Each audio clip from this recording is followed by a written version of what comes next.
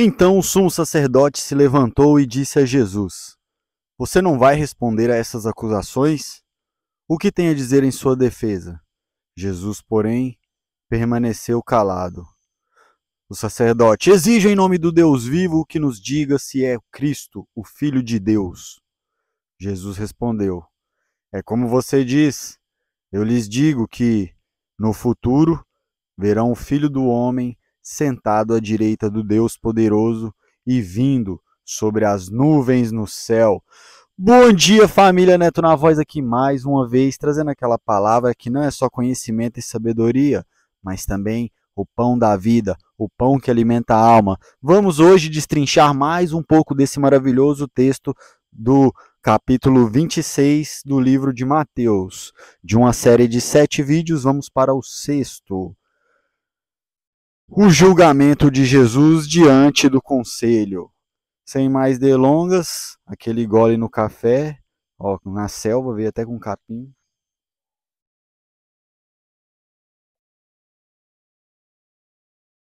E continuemos.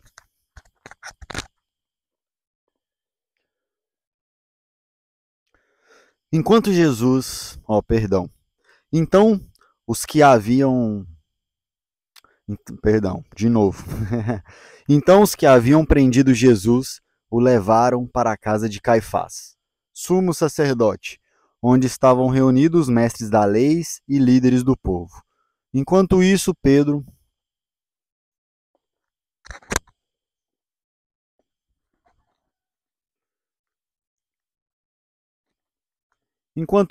seguia Jesus de longe até chegar ao pátio do sumo sacerdote.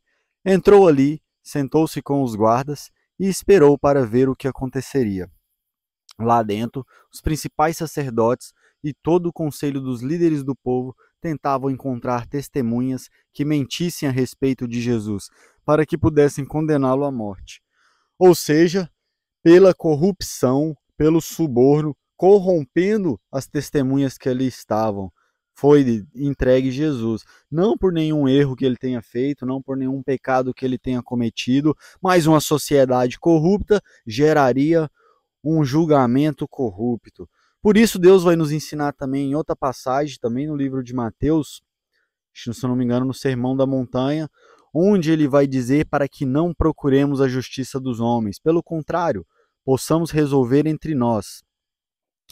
Meus irmãos, falo por experiência própria que não só no Brasil a justiça é lenta em qualquer lugar do mundo, mas no Brasil, excepcionalmente, não faz sentido você recorrer ao Estado para buscar justiça, tendo uma vez em vista que o Estado em si é corrupto e tende a todo tipo de injustiça. Ah, mas é necessário, é a única força que a gente tem para lutar contra. Não, pelo contrário, os que dizem isso estão desconectados do Pai, desconectados da fonte e procuram de todas as formas externas preencher alguém que o cuide, alguém que o dê respaldo, alguém que dê amparo. Seja hoje com o Estado, seja antigamente com os reis, seja num sistema de completa revolução, através dos revolucionários, as pessoas estão sempre querendo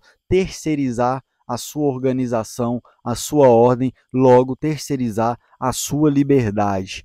Em verdade vos digo, o único, quando a gente terceiriza, ao invés de nos aprisionar, nos tornar escravos daquele ao qual terceirizamos nossos direitos, terceirizamos os nossos deveres, é Cristo, é Deus, é o Filho de Deus, aquele que por nós veio, foi julgado, sacrificado e crucificado em nome de nossos erros. Então, quando a gente se volta para Ele, aí sim, de fato, conseguimos, vamos dizer assim, ter autonomia, ter liberdade, porque é o único, vamos dizer assim, é o único ser que pisou nesse mundo que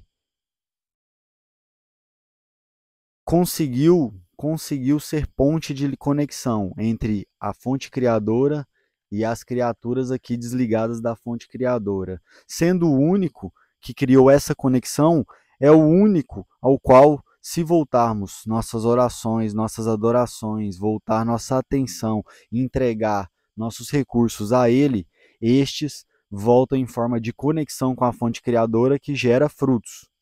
Qualquer coisa fora de Cristo vai ser diluição de nossas energias. Por exemplo, eu vou confiar no Estado para fazer um julgamento justo. Vou diluir minha energia naquele tribunal, naquele julgamento, naquele processo, em toda aquela conjuntura das leis humanas, que são extremamente falhas, vai levar num processo final de esgotamento de ambas as partes, tanto quem paga quanto quem é ressarcido, porque o sistema político é corrupto, é feito para nos destruir, é feito para minar nossa energia, é feito para sugar tudo aquilo que temos de valioso. Algumas culturas chamarão de chi, outras de ti, outros de prana, outros de energia vital, outros de centelha divina. Mas estou falando da nossa energia crística, a energia que nos dá vida, a energia que nos conecta à fonte criadora. Enfim, Cristo sempre dando o exemplo de como devemos nos portar em todas as ocasiões.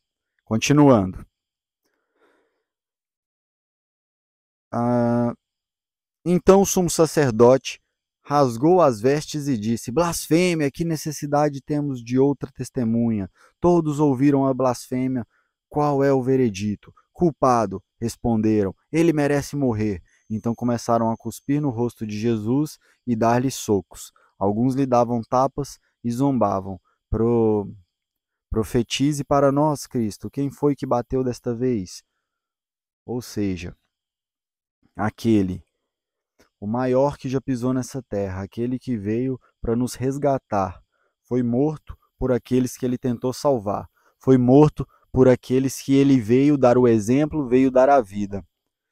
Mas o seu sangue foi derramado não em vão, não só por aqueles que estavam ali e blasfemaram e ignoraram a presença do Filho do Criador, mas ele serviu de exemplo para todas as gerações seguintes.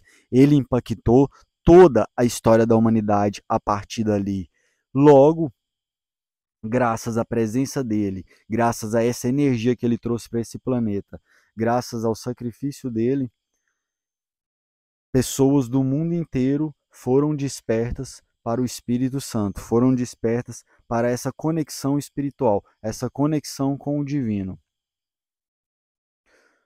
Então, é muito louco a gente imaginar se a gente foi desperto anos, séculos depois do acontecimento dele, estas pessoas, durante os anos em que ele viveu aqui na Terra, estarem tão endurecidas, estarem tão, vamos dizer assim, tão fechadas em sua ambição, seu egoísmo, em sua cultura, no sentido de, poxa, será que a gente não tem agido errado? Será que a gente não abre espaço para um questionamento? Quando ele começava a questionar, ele já foi calado, ele já foi agredido, ele já foi apedrejado. Por quê?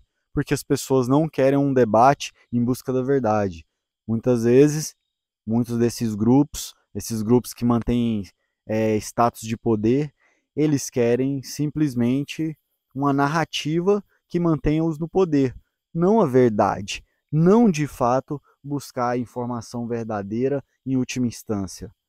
Jesus nos convida a isso, eu vos convido a isso. Quando eu pego a Bíblia, eu não pego ela simplesmente do ponto de vista, eu tenho uma fé e eu acredito cegamente nela. Não, eu pego ela partindo do pressuposto de que eu estou buscando a verdade última absoluta. E dentro de tudo que a gente analisa na realidade hoje vigente, com o conhecimento que o ser humano tem, a Bíblia se prova uma verdade absoluta acima até dos postulados da ciência. Muita gente não gosta quando eu falo isso, mas enfim, a verdade precisa ser dita. Continuando. Enquanto isso, Pedro estava sentado do lado de fora, no pátio. Uma criada foi até ele e disse: Você é um dos que estavam com Jesus, o Galileu. Mas Pedro negou diante de todos. Não sei do que você está falando, ele disse. Pedro, que disse que jamais negaria ao Pai, que morreria junto com ele. Mas é muito fácil julgar sem estar com a espada no pescoço, sem estar vendo o seu líder, aquele que ressuscitou pessoas mortas, aquele que curou todos os doentes, expulsou todos os demônios. De repente, ele ferido, sangrando, sendo entregue de livre, espontânea vontade. Pode ser que seu mundo abala, pode ser que você dê uma estremecida na sua coragem. Isso nos mostra que Jesus, ele nunca nos cobrou a perfeição, tendo em vista que estamos caídos no pecado e que nossa carne é fraca. O que ele busca, o que ele sempre buscou em cada um de nós, foi um comprometimento com a palavra dele. Você acredita na minha palavra? Não, porque se você acredita, você irá buscar. Não importa quanto tempo dure, se sua busca está sendo genuína. E sua busca ser genuína ou não, só quem sabe é você e o próprio Pai no céu. Mas ninguém sabe, ninguém tem o poder de julgar o outro exatamente por isso. Porque para cada um existe uma dificuldade, para cada um existe uma ferida. A busca vai ser fácil em alguns setores para um, em alguns setores difíceis para outro. Então, se a sua busca é genuína, é verdadeira, é tudo que Jesus Cristo nos exigiu, pois em momento algum nem os apóstolos que andavam com ele se tornaram santos, se tornaram perfeitos, se tornaram acabados. Porque o sentido de perfeito também é acabado, terminado, está perfeito, está concluída a obra. E não é o nosso caso como humanidade. Como humanidade, estamos em processo de evolução da consciência e do espírito, um processo de maturamento, um processo de separação. A partir da maturação, escolhas responsáveis, escolhas de almas, vamos dizer, na maior idade, na maturação, capaz de escolher os seus caminhos, há vamos dizer assim, há uma livre escolha, há uma divisão. Há formas de se comportar e maneiras de se portar e há uma divisão em que sentido? Não de santos e ruins, isso não, porque todo mundo erra, todo mundo tem suas falhas, todo mundo tem seus erros e, de certa forma, todo mundo está buscando aquilo de melhor para si. A divisão é aqueles que buscam aprimoramento moral cristão, baseado em Jesus Cristo, ele vai buscar o que é melhor para a comunidade. Para a comunidade. Suas atitudes de Jesus são uma gestão emocional para viver em comunidade, não para viver solitário. Já do outro lado, se as pessoas não buscam práticas de viver o melhor possível dentro de um coletivo, elas buscarão práticas individualistas, práticas que beneficiam a si mesmo. O que eu posso fazer para a minha vida melhorar? O que eu posso fazer para eu crescer em tal setor, independente do resultado ao redor? A questão é, se você tem um comprometimento verdadeiro com a melhora do resultado ao redor, você vai se atentar que os preceitos do Sermão da Montanha são, até agora, se tiver outra, me mostre, por favor, mas são até agora a melhor gestão das emoções dentro de uma comunidade, dentro de um coletivo. É necessário que tenhamos determinadas posturas, entre elas humildade, entre elas resiliência, entre elas doação, para que uma vida em comunidade seja boa, seja de qualidade, seja feliz, seja próspera. Isso significa que não vamos errar, que não vamos vacilar a partir do momento que buscamos seguir estes preceitos? Lógico que não. Se até os apóstolos que estavam com Jesus tinham seus momentos de falha, tinham seus momentos de medo, como demonstra Pedro nesta passagem. Vamos continuar.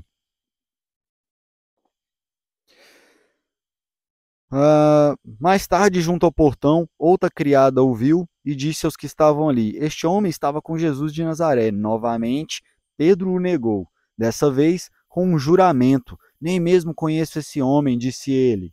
Olha o grau de medo, de pavor e de recusa e de recuo na fé. Ele que estava com Cristo, ele que estava curando pessoas, de repente ele começa a recuar na fé. Por quê? Porque ele está tomado pelo medo, por uma frequência baixa. A carne entra facilmente em frequências aleatórias do meio em que vivemos. Nosso espírito vibra em alta frequência, vibra em alta frequência.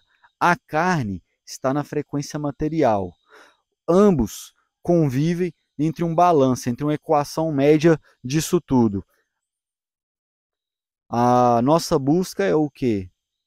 A ascensão desse corpo, destes desejos de vibração mais baixa, vamos dizer assim, desses instintos mais primários, instinto de medo, instinto de sobrevivência, que à medida que vamos adquirindo conhecimento, a gente supera essas forças da natureza, vamos dizer assim, que são, num primeiro momento, essenciais, são necessárias, mas elas são uma etapa. É necessário que o processo continue, mas não significa que não erraremos.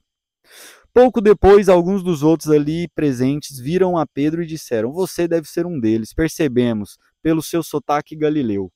Pedro jurou que seja amaldiçoado se estiver mentindo. Não conheço esse homem. Imediatamente o galo cantou. Ou seja, a terceira vez, como Jesus predisse, como Jesus sempre estava alinhado com o Pai lá de cima, com o Todo-Poderoso Criador.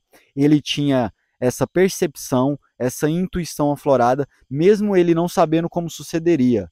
Ele tinha insights, ele via, ele falava de passagens que aconteceriam, de passagens que aconteceram.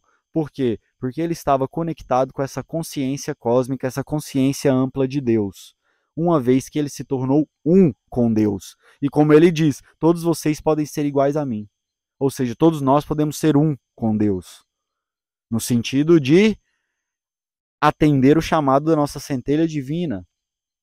E é muito interessante que a Bíblia mostra esse momento de fraqueza de Pedro, como todos nós temos, para mostrar que tropeços, tombos, fraquezas não pode nos parar. Pelo contrário, o tombo, a dificuldade, o medo, a fraqueza, ela pode ter duas funções. Uma, te derrubar e te deixar no chão, ou segunda, te fortalecer. A partir dali, você se tornar mais forte, mais preparado para que numa próxima ocasião você agirá de uma forma diferente. Você agirá já de forma mais preparada, de forma mais madura. Por quê? Então Pedro se lembrou, continuando, das palavras de Jesus: antes que o galo cante, você me negará 3 vezes. E saiu dali chorando amargamente. Saiu chorando amargamente porque ele próprio, pelo impulso, o instinto da carne, do corpo de sobreviver, ele foi contra a consciência dele. E como eu falei, a consciência está ligada ao espírito, que tem uma consciência mais elevada, tem uma percepção mais elevada. Todos vão ter uma consciência mais elevada? Não. Tem gente que está tão mergulhado nos prazeres mais rasos, nas coisas mais superficiais, naquilo que nos aterra aqui, que até a consciência dele baixa para essas vibrações. Mas o segredo é, Pedro ali agiu em dissonância. Ele acreditava que o certo seria acompanhar Cristo diante de qualquer circunstância, mas quando viu Cristo sofrendo, quis ser morto na cruz, ele fraquejou e a vibração dele caiu. Se ele tivesse mantido a carne, a consciência dele ali, junto com aquilo que ele acreditava, e as ações dele naquele momento e de ponto para o que ele acreditava, ele teria uma ascensão do espírito, ele se elevaria e provavelmente também seria morto e já subiria ao lado do Pai. E é uma coisa interessante. Muitas vezes a gente acha que se iluminar é ter uma boa vida. Se iluminar, muitas vezes, pode significar o fim de uma etapa, o fim de um ciclo. Eu não estou falando que você vai buscar evolução e vai automaticamente morrer. Mas pensa comigo, se o nosso local não é aqui, se o nosso local é no céu e você não está na geração que vai ser a última, é muito mais provável que você seja chamado para estar no céu ao lado do Pai, em vibrações superiores, em frequências vibracionais mais altas, porque você aqui em carne e já estava começando a vibrar mais em espírito, já estava se iluminando. Então, muita coisa que às vezes parece ruim nesse mundo, na verdade está nos levando mais para próximo daquilo que a gente está buscando. Se a gente está buscando mais próximo do espírito, muitas vezes a gente pode ser afastado de coisas que a gente até valorizava aqui na matéria, aqui nesse mundo. É interessante a gente ver também a mudança de comportamento. A Bíblia relata os maiores momentos de fraqueza dos apóstolos, demonstrando que o lado humano deles, e que em momento algum Jesus saiu falando: venham comigo os santos ou os especiais. Não, eu venho para os doentes, os feridos, porque todos estão doentes, todos estão feridos.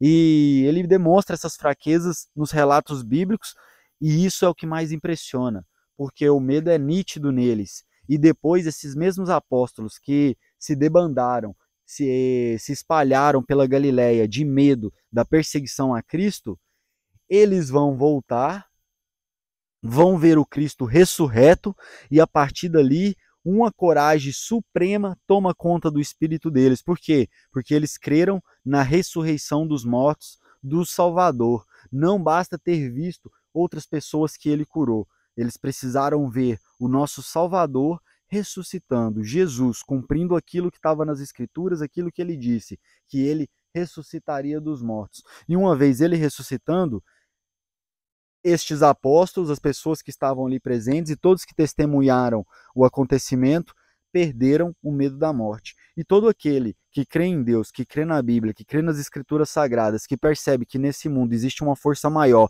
que coordena todas as coisas e que nós estamos sob o jugo dela e que ao invés de louvar criaturas, devemos louvar ao Criador, perde-se o medo da morte. Por quê? Porque se você se conecta à fonte criadora e sabe que Jesus abriu o caminho da morte para a vida, e agora não importa se morrermos ou se estivermos na última geração e vermos Cristo voltar, estaremos vivos para a eternidade, uma vez que confiamos em Cristo e estejamos numa busca genuína. Volto a dizer que uma busca genuína, só quem sabe é você e o Pai lá de cima. Se isso confere, se isso está tranquilo na sua consciência, se você sabe que você está buscando esse aprimoramento moral, que é uma melhora na vida com o coletivo, a partir dos preceitos que foi ensinado por aquele que foi o único que ressuscitou dos mortos, vamos dizer assim, por si só, lógico, por Deus, né? Mas ele não foi ressuscitado como o caso de Lázaro ou como o caso de outros. Ele ressuscitou através da força do seu Espírito Santo, da sua fé. Uma vez que cremos nisso, não há como negar essa busca sincera, não há como negar esse comprometimento com o Pai. E volto a dizer, só você sabe se esse comprometimento está genuíno, se você tem um comprometimento genuíno de fé, de confiança naquele ao qual a gente chama de Criador, e que a gente tem passado através de tradição oral e escrita, seja como for, como esse Criador nos instruiu a viver nesse mundo, a vida eterna é garantida, a morte não tem efeito nenhum sobre nós, e basta essa fé, essa confiança genuína no Pai, naquele que enviou Jesus Cristo, nosso Salvador. Então, meus irmãos, é isso. Um café maravilhoso e uma palavra melhor ainda, meus irmãos, diretamente da Amazônia. Espero que, como sempre digo, é um estudo em conjunto, essas palavras possam agregar na sua vida. E deixa aí seu comentário, sua curtida direta aqui, ó, uma mistura de floresta secundária com agrofloresta. Deixa aí seu comentário, deixa aí sua curtida e diz para nós aí, tá se preparando? Lembre das 10 virgens. 1 a 5 encheram a lamparina e 5 não, para o momento das dores do parto, quando vinham as grandes calamidades e a volta de Cristo. Estamos vivendo este momento, seja uma das 5 que se prepararam, que se encheram do Espírito Santo, Que o Espírito Santo nos guia pelos conhecimentos necessários a serem adquiridos para este momento em que viveremos agora. Tamo junto e é só o começo, família!